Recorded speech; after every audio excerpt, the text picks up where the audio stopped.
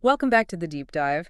Today, we're getting into something really specific but super important in Philippine government procurement. That's right. We're talking about the PhilGeps Platinum certification. Exactly. We've got some info based on RA 91A4 and the newer RA 12009, plus a question from one of you about it. And the core mission today, Yeah. to figure out just how critical this certification is, especially right when bids are opened, and what happens if your renewal is still in the works. Okay, let's jump in. The first thing that jumps out from the material is this requirement for the platinum certification.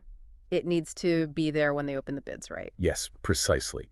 The sources emphasize its presence at that moment. It's not just a formality. It seems to be, well, a foundational check. Like a first hurdle to make sure everyone's basically eligible before going further. You could say that.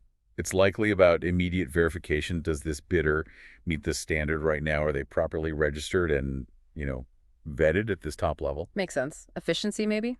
Weed out non-compliant bids early? Probably. So, the obvious next question is, what if it's not there? What if a bidder doesn't have it at the bid opening? Yeah, what's the fallout? Well, the sources are pretty clear on this, actually. Failing to present that platinum certification right then and there, usually grounds for disqualification. Wow, okay, so just based on that document being present or absent. It appears so. It acts as a kind of gatekeeper for the bid itself at that initial stage. That feels quite strict. And this isn't just about the opening moment, is it? Does it affect things later on, too? It seems to carry through.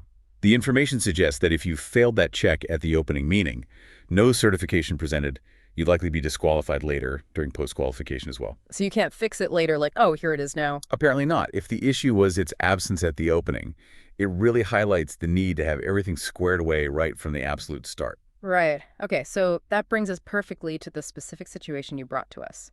You mentioned submitting everything else required under the new law, RA 12009, but the PhilGeps status wasn't updated yet.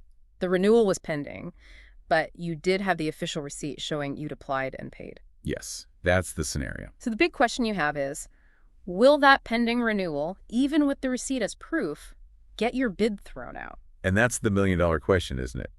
It really puts the strict rule from the first source up against the practical reality of, processing times. So how do we square that? We know the rule says certification present at opening.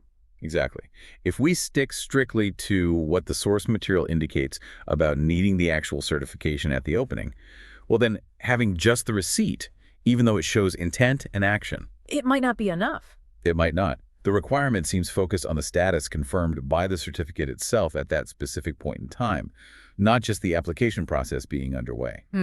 So the piece of paper, the actual certification, is key. The receipt proves you're trying, but maybe doesn't substitute for the final document at that critical moment. That seems to be the tension, yes. The rule, as described, prioritizes the verifiable completed status signified by the certificate being on hand when bids are opened. Okay, so the major takeaway here for anyone listening, especially if you bid on government projects, is really, really prioritize getting that PhilGeps renewal done way ahead of time.